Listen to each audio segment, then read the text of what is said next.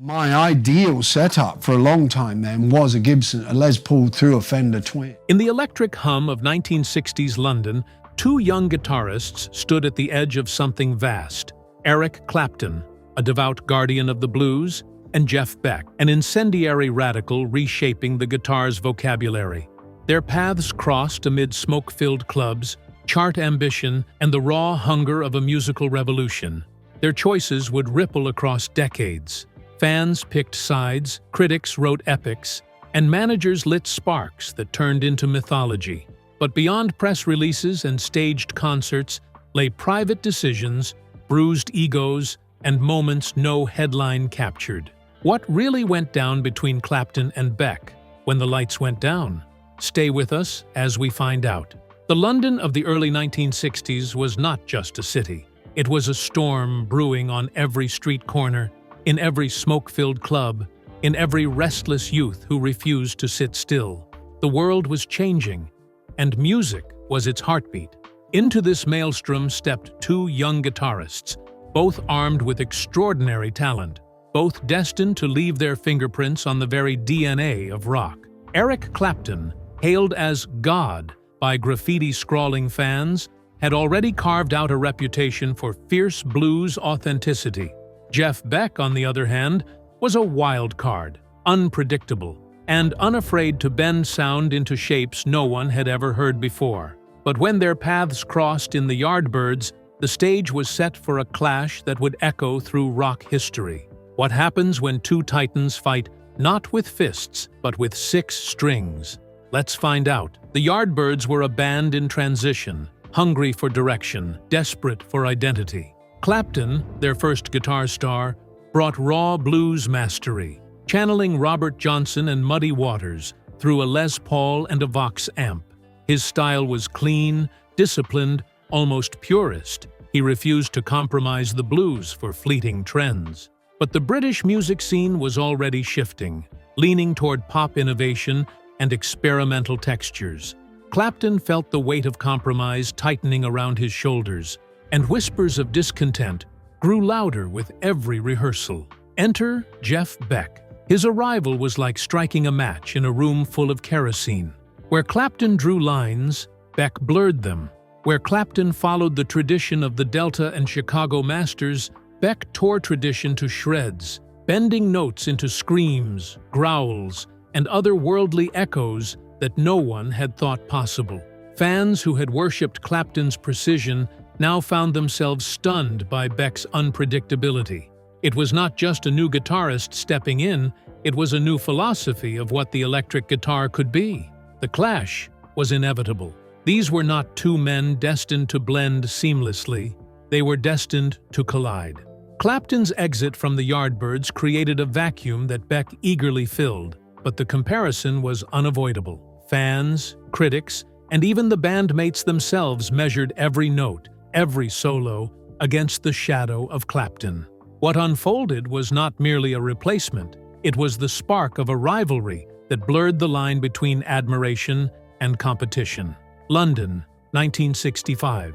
The Yardbirds were riding high on a wave of success, their single, For Your Love, climbing the charts, radio stations blasting it into the ears of a hungry youth culture. To outsiders, the band looked unstoppable, but inside, something was breaking. Eric Clapton, the group's golden guitarist, was simmering with discontent.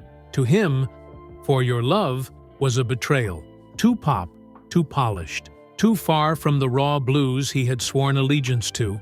He wasn't just a guitarist, he was a disciple of authenticity. And in his eyes, the Yardbirds had committed heresy. The decision didn't come lightly, though Clapton himself would later say it was inevitable. From the start, his relationship with the Yardbirds had been uneasy.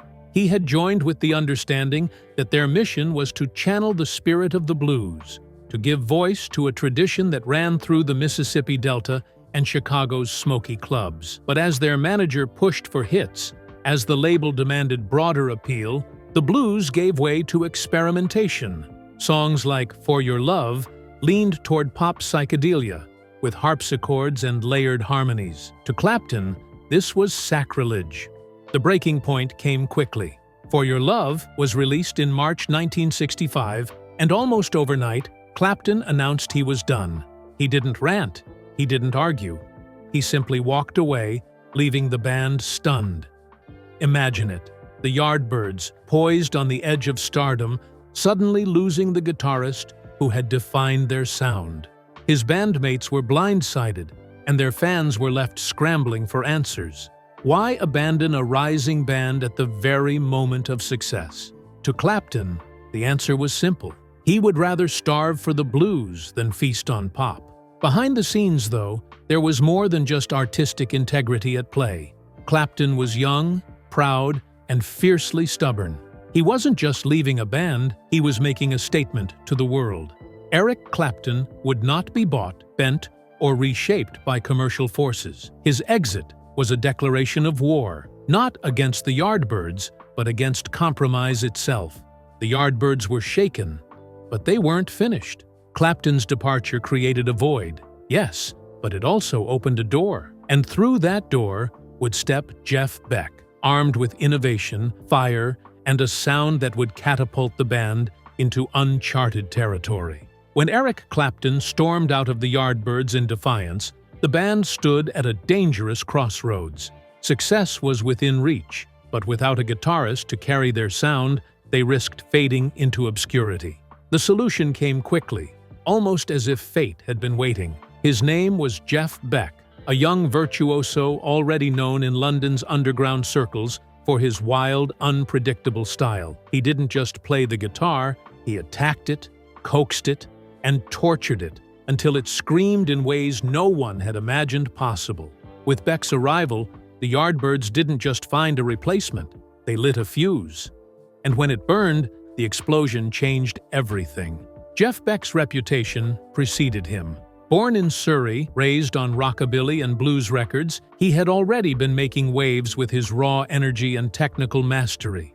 Word of mouth spread about the young guitarist who could make a six-string growl like an engine or weep like a wounded soul. When the Yardbirds invited him to audition, it wasn't just skill they saw, it was vision. Beck had no interest in staying within the lines. Where Clapton was a craftsman, Beck was a mad scientist. The difference was immediate. Clapton's departure had left fans wondering if the Yardbirds could survive, but Beck's first shows silenced the doubts. His style was electrifying, filled with feedback, distortion, and daring improvisation.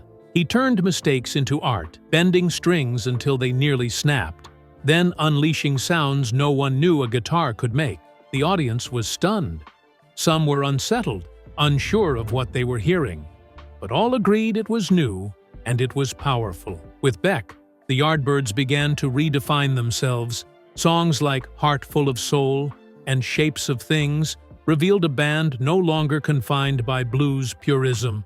They were experimenting, stretching into psychedelia, laying groundwork for heavy rock and even metal. And at the heart of it all was Jeff Beck, whose audacity gave the Yardbirds a new identity. Still, Beck's arrival carried weight beyond music. He wasn't just stepping into a vacant role, he was stepping into Clapton's shadow. Fans debated furiously, was Beck better, bolder, or merely reckless? The comparisons fueled the mythology, creating not just a transition, but a rivalry that crackled through every note played. The story of Eric Clapton and Jeff Beck is not merely about two guitarists, it is about two opposing visions of what the guitar could be.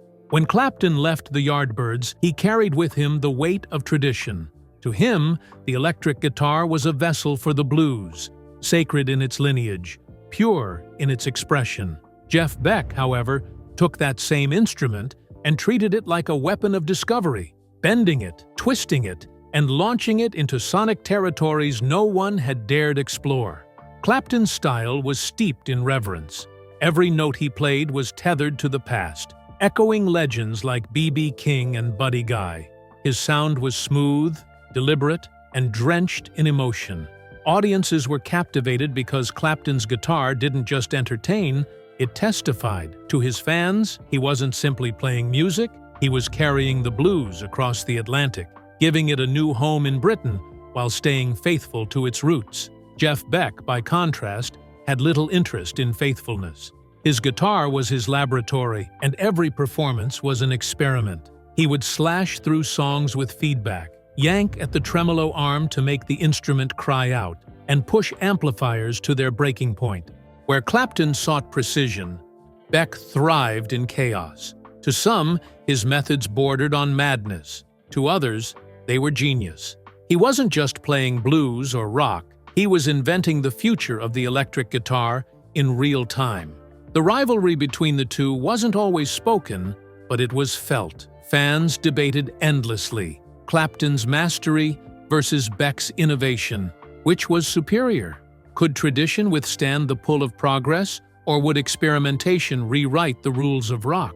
Even fellow musicians weighed in, sometimes in awe of Clapton's command, other times in disbelief at Beck's daring.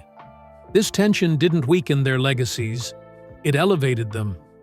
Clapton became the archetype of purity and discipline, while Beck became the icon of freedom and rebellion.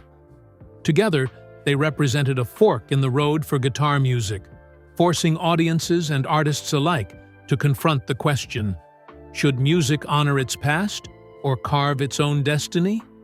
The answer wasn't simple, and the clash between these two visions would ripple through the next decade of rock.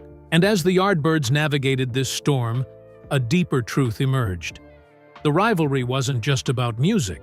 It was about identity, ego, and the future itself. The mid-1960s were a battlefield of sound. At its core stood a tug-of-war between the raw authenticity of the blues and the dizzying promise of a new kind of rock music that defied every rule. Eric Clapton and Jeff Beck became living symbols of this conflict. Two guitarists who carried the weight of a generation's choice.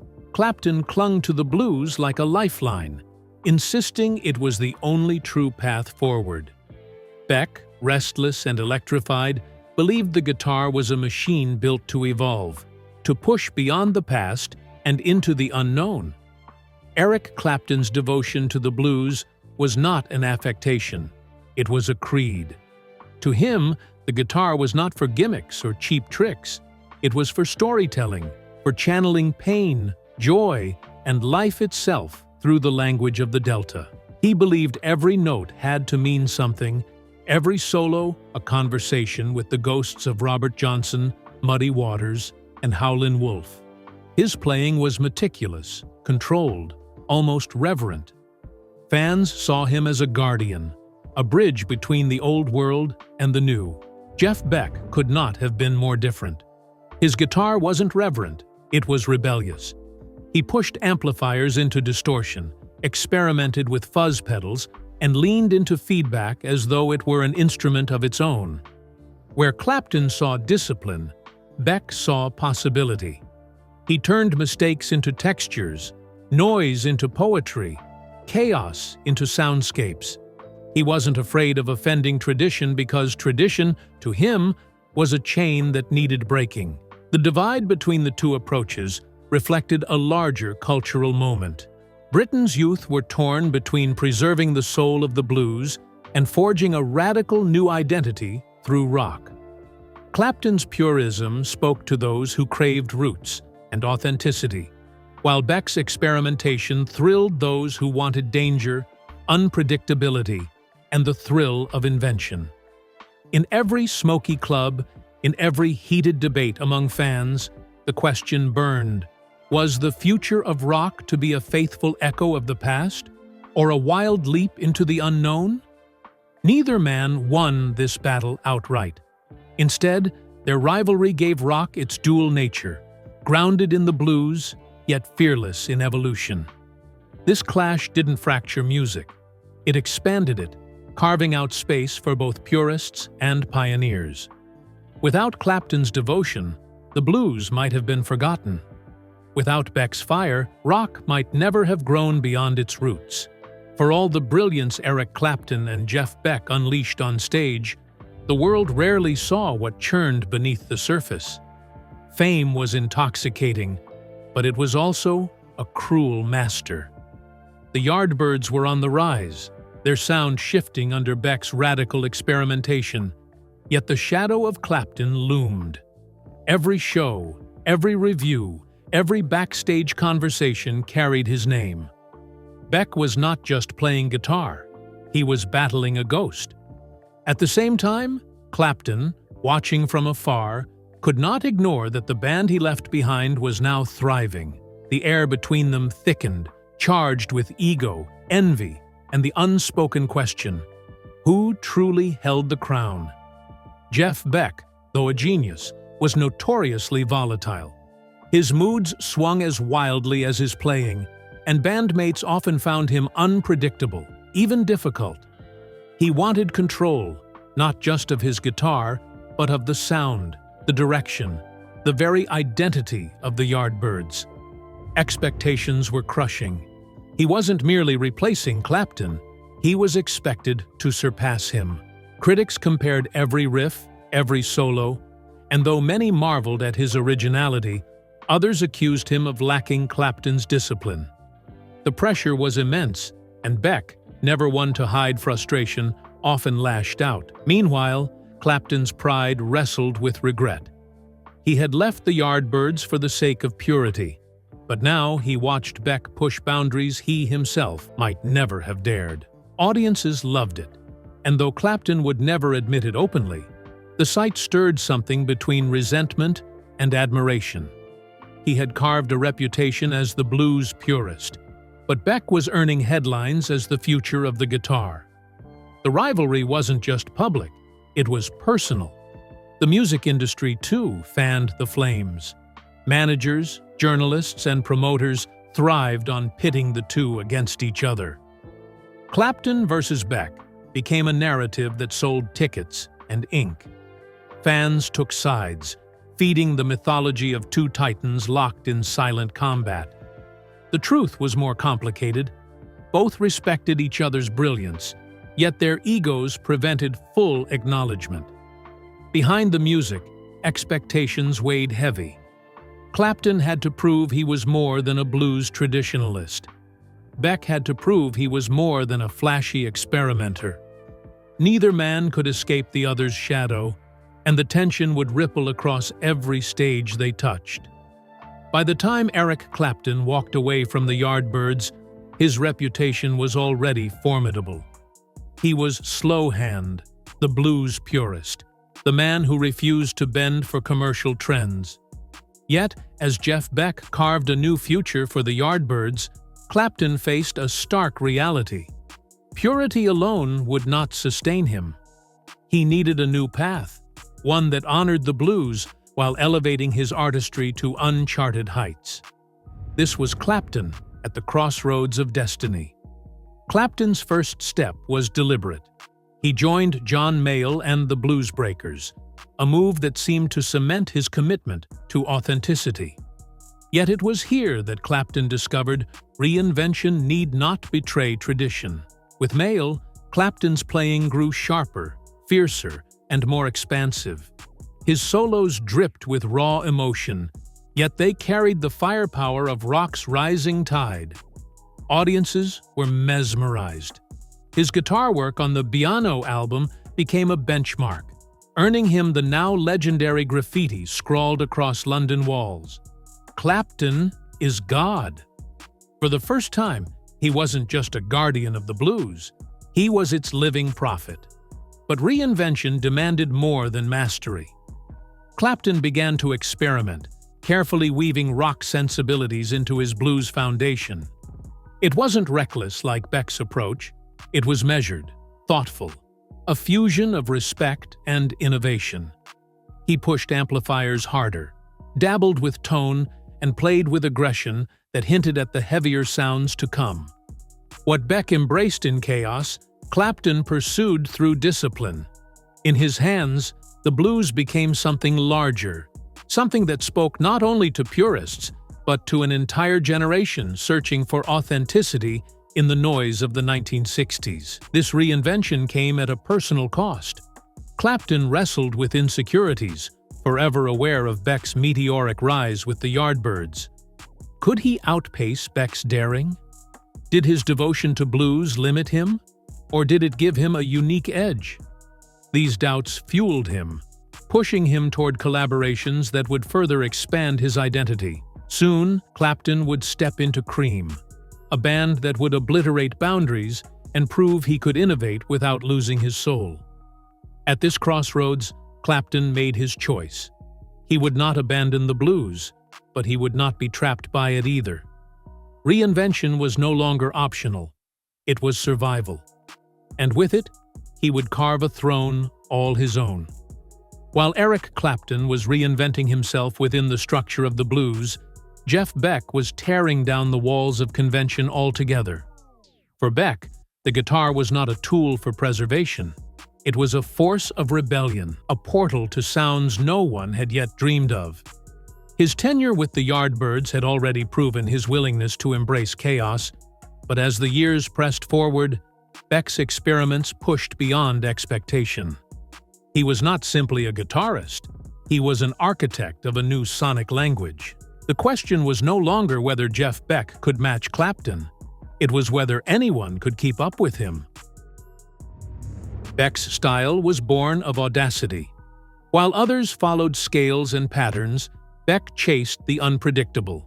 He wielded feedback like a weapon, bent notes until they cried like voices, and toyed with distortion until the guitar became something almost alien. He wasn't afraid to let mistakes live, turning them into textures that gave his music an edge no perfectionist could replicate.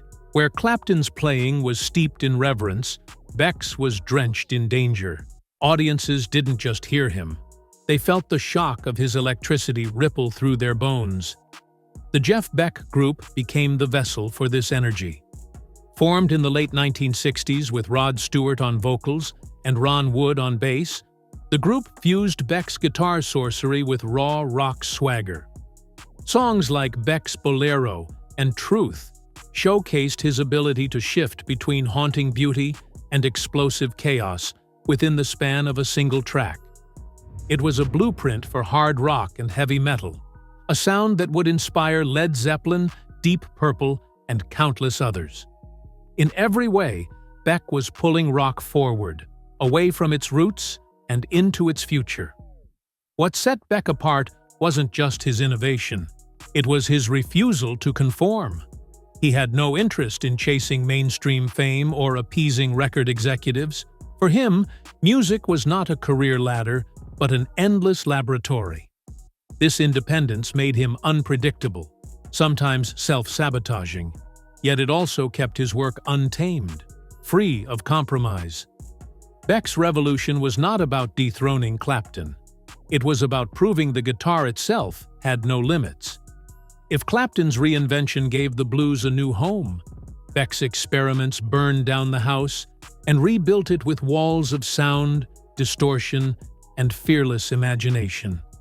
And yet, as these two men carved their separate kingdoms, fate was not finished with them. Time and circumstance would eventually bring their paths back together, and with it, the possibility of reconciliation, or the rekindling of rivalry. By the 1970s, the story of Eric Clapton and Jeff Beck had evolved from rivalry to legend. Each man had carved his own empire. Clapton, the blues statesman who could command stadiums with the weight of tradition refined through reinvention. Beck, the mercurial genius who refused to settle, constantly pushing his guitar into alien landscapes. For years, their paths ran parallel but separate, with fans and critics still framing their stories as a duel. Yet time has a way of softening sharp edges. The first flickers of reconciliation came in the late 1960s and 1970s, when both men found themselves orbiting the same circles of British rock royalty. Clapton, battling personal demons of addiction and heartbreak, leaned on the camaraderie of fellow musicians. Beck, often isolated by his uncompromising nature, could not entirely escape the gravitational pull of his peers. Their encounters, though rare, revealed something surprising. Beneath the rivalry, there was respect. One of the most significant moments came in 1983 at the ARMS charity concerts. Organized to support multiple sclerosis research, These shows united Clapton, Beck, and Jimmy Page, three Yardbirds alumni, on the same stage. It was a spectacle. Three guitar gods, once divided by competition, now bound by a cause greater than ego. The performances were electrifying, not just for the music, but for the symbolism. Fans saw not a rivalry, but a brotherhood. A reminder that beneath their differences, Clapton and Beck shared a lineage that tied them forever to the birth of modern rock. Yet the reunions weren't without tension. Their contrasting personalities remained clear. Clapton was polished, careful, the consummate professional. Beck was raw, unpredictable, a storm on stage. When they shared the spotlight, sparks flew, not of hostility, but of undeniable contrast. They would never blend seamlessly. They weren't meant to. Instead, their coexistence offered a rare glimpse of harmony through difference. Over the decades, mutual admiration deepened. Clapton often praised Beck's fearless innovation, admitting he could never match that level of experimentation. Beck, in turn, respected Clapton's ability to channel emotion with such purity. Both men understood, perhaps better than anyone else, the burdens of genius and the price of carrying music's future on their backs. As the years wore on, the rivalry gave way to something more poignant: gratitude. They had survived where many hadn't. They had endured fame, pressure, and time itself. And in each other, they saw not an enemy, but a reflection of what it meant to stand at the crossroads of music history. When the dust of decades finally settled, Eric Clapton and Jeff Beck stood not as combatants, but as two titans whose rivalry had birthed something larger than themselves. Their story was never just about who played faster, who sold more records, or who earned the louder applause. It was about philosophy, vision, and the eternal tug-of-war between honoring the past and creating the future. Together, they embodied the paradox of rock, rooted in the blues, yet restless for reinvention. Clapton's path led him to global superstardom. From Cream to Derek and the Dominoes to a storied solo career, he became the face of blues rock, a musician who carried authenticity into arenas. His sound evolved, but never abandoned its foundation: lyrical, emotional, steeped in the traditions of the masters he revered. He proved that purity and mass appeal could coexist, and in doing so, he cemented himself as one of the most influential guitarists of all time. Jeff Beck, meanwhile, became the eternal outsider.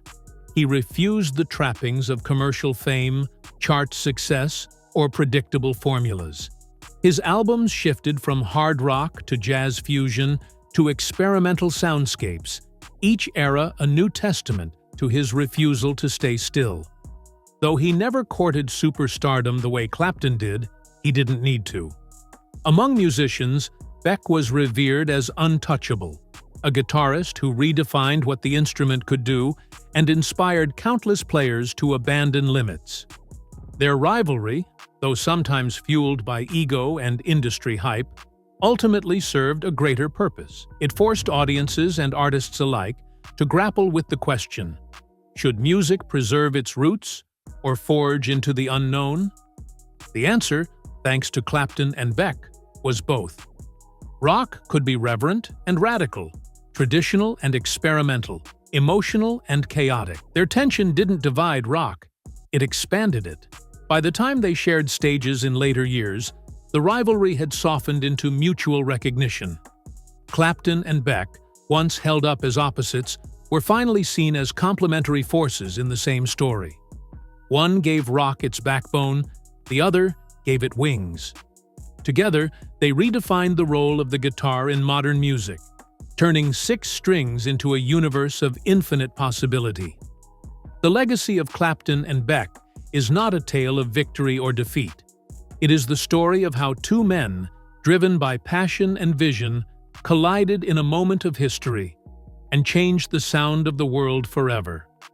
And so, the tale of Eric Clapton and Jeff Beck is not one of rivalry alone, but of evolution. Their clash of styles, Clapton's reverent devotion to the blues and Beck's fearless dive into innovation, did more than define their careers. It forged a template for rock itself, proving that music can honor its roots while breaking every boundary. Which side do you find more powerful? The purity of tradition or the chaos of reinvention? Share your thoughts below. And if you want to uncover more untold stories of music's giants, don't forget to subscribe for the next deep dive.